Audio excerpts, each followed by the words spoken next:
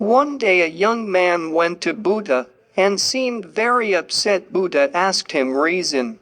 The young man told him that his father has died and he wants to perform best afterlife rituals for his father, and despite of his father's good or bad actions in his life, he wants his father's soul to go to heaven. Said, I could have gone to any ordinary priest, but I have come to you with this request. I want you to perform afterlife ritual for him, so that in his afterlife he can gain entry to heaven and permanently resides there. Buddha listened to man and said, go to market and buy 2 earthen pots. Also bring some butter and some pebbles to fill in the pot. The young man went to market and bought them, thinking that this was for 2. Old man filled 1 pot with butter and another with pebbles, and sealed them. Buddha told him to put them in a nearby pond. The young boy did a sank to the bottom of pond, set in both pots.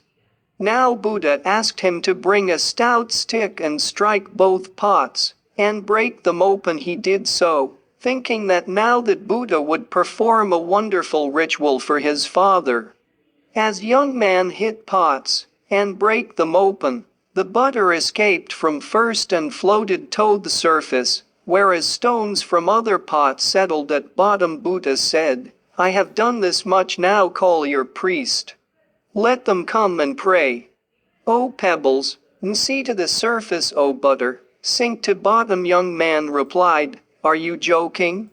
How is it possible? It is against law of nature. Pebbles are heavier than water, they are bound to stay down, can't float, whereas butter lighter than water, it is bound to float, cannot go down.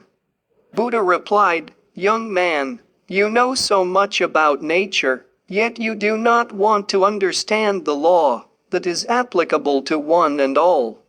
If your father kept performing actions like pebbles and stones wrong, he was bound to go down.